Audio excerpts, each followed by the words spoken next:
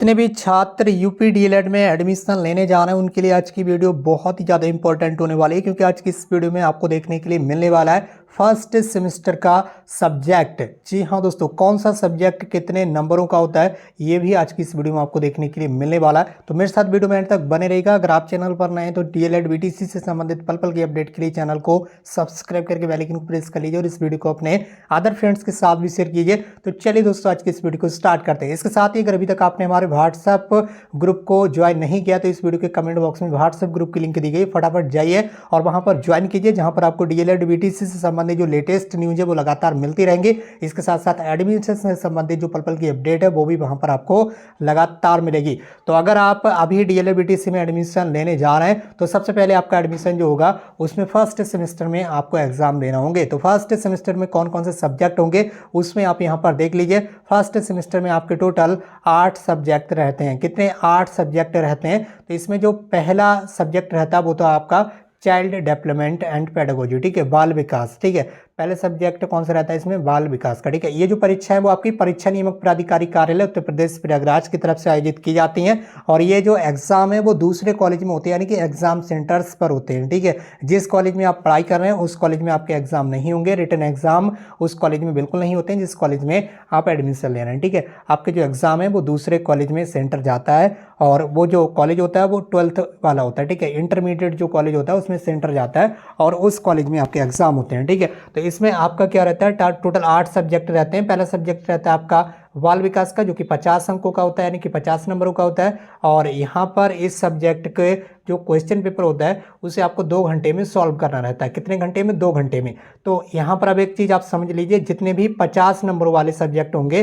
ठीक है, जहाँ जहाँ पर ये 50 नंबर वाले सब्जेक्ट 3 रहेंगे, ये सब्जेक्ट का जो पेपर होगा वो आपको 2 घंटे का समय मिलेगा पेपर को सॉल्व करने के लिए। ठीक है, इसके बाद क्या रहता है आपका जो दूसरा सब्जेक्ट है ये भी 50 अंकों का है, शिक्षण अधिगम के सिद्धांत। ठीक है, हो सकता है ये 2 सब्जेक्ट अभी तक आपने पढ़े ना हो तो थोड़े अटपटे लग रहे हो, लेकिन अब यहाँ से स्टार्ट हो जाता है आपका वो सब्जेक्ट जो आप पहले से बचपन से पढ़ते हुए आ रहे हैं। तो यहाँ से जो सब्जेक्ट हैं वो थोड़ा आसान लगते हैं आपको, जैसे कि साइंस हो गया, आपका मैथ हो गया, ठीक है, सोशल स्टडीज हो गया, हिंदी हो गया। ठीक है, ये सारे सब्जेक्ट कितने के अंक के होंगे? जैसे विज्ञान आपका 25 अंक का होगा और गणित आपका 25 अंक का होगा। इसके बाद सामाजिक अध्ययन का पेपर आपका 50 अंक का होगा। तो ये आपका 2 घंटे का ही रहेगा। लेकिन जितने भी ये 25 अंक वाले पेपर हैं, ठीक है, 25 नंबर वाले पेपर हैं, इन पेपरों का समय रहता है केवल 1 घंटे में आपको क्वेश्चन पेपर सॉल्व करना होता है। ठीक है, बहुत जल्दी मैं यहाँ पर आपको पूरा रियल जो ओरिजिनल क्वेश्चन पेपर होता है प्रीवियस ईयर का वो भी मैं आपको दिखाई दूंगा बहुत जल्दी इसी चैनल पर।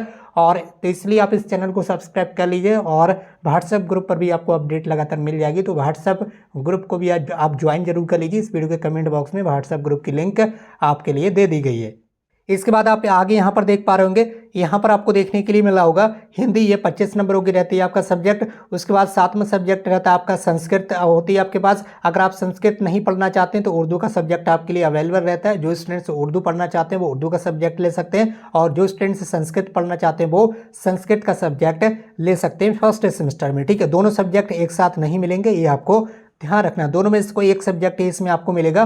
ठीक है, और तो ये सब्जेक्ट कितने का होगा? चाहे आप संस्कृत लें चाहे आप उर्दू लें, ठीक है, ये सब्जेक्ट आपका 25 नंबर का ही रहेगा। 1 घंटे में इसका पेपर सॉल्व करना ही होगा आपको।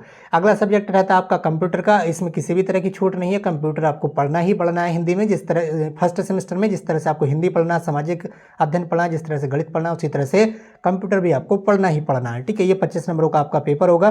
ठीक है, तो यहाँ पर कितने सब्जेक्ट हुए आपके? टोटल 8 सब्जेक्ट हुए। बहुत सारे स्टूडेंट्स कंफ्यूजन में रहते हैं कि मैंने यहाँ पर साइंस स्ट्रीम से ग्रेजुएशन कंप्लीट किया यानी कि बीएससी की है तो मेरे सब्जेक्ट अलग होंगे, या मैंने बीए किया आर्ट स्ट्रीम से, ठीक है, या मैंने कॉमर्स स्ट्रीम से बीकॉम किया तो मेरे सब्जेक्ट अलग होंगे। भैया किसी का भी सब्जेक्ट अलग नहीं होगा, ये आपको ध्यान रखना। किसी का भी सब्जेक्ट अलग नहीं होगा, सभी स्टूडेंट्स को सेम सब्जेक्ट पढ़ना ही होंगे, पढ़ना ही होंगे, पढ़ना ही होंगे। बस जो चीज़ यहाँ पर बदलाव है वो मैंने यहाँ पर आपको बता दिया है। इन 2 सब्जेक्ट में से कोई एक सब्जेक्ट यहाँ पर आपको चूज करना है, चाहे आपने ग्रेजुएशन में कुछ भी पढ़ा हो, चाहे आप उर्दू बोर्ड से पढ़ाई करके आए हो, संस्कृत बोर्ड से पढ़ाई करके आए हो या इंग्लिश मीडियम से पढ़ाई करके आए हो, कुछ भी आपकी यहाँ पर नहीं सुनी जाएगी। आपको ये सारे सब्जेक्ट हिंदी में ही पढ़ना होंगे। बाकी जो लैंग्वेज हो गई, जैसे कि ये संस्कृत या उर्दू ये लैंग्वेज है, ठीक है, हिंदी एक लैंग्वेज है। इसके अलावा सेकेंड सेमेस्टर में जब आप पहुंचेंगे तो वहां पर इंग्लिश आपको मिलेगी, वो लैंग्वेज होगी। तो जो लैंग्वेज वाले पेपर होंगे वो आपके लैंग्वेज में ही होंगे, यानी कि भाषा वाले पेपर आपको उसी भाषा में देना होंगे जिस भाषा का पेपर होगा। जैसे कि उर्दू का पेपर है तो आप उर्दू में ही क्वेश्चन पेपर को सॉल्व करेंगे, हिंदी का पेपर है तो हिंदी में ही सॉल्व करेंगे, संस्कृत का पेपर है तो संस्कृत में सॉल्व करेंगे। इसी तरह से गणित का पेपर है तो गणित में आपको उसको सॉल्व करना होगा, ठीक है। बाकी ये सारे पेपर जितने भी बचे होंगे ये आपके हिंदी में ही रहने वाले हैं, यानी कि एग्जाम में आपको हिंदी में ही लिखना होगा और पढ़ाई भी इसकी हिंदी में ही होती है। तो ये चीज़ आप पहले से सोच समझ लें, उसके बाद ही आप एडमिशन लें। और अगर आपको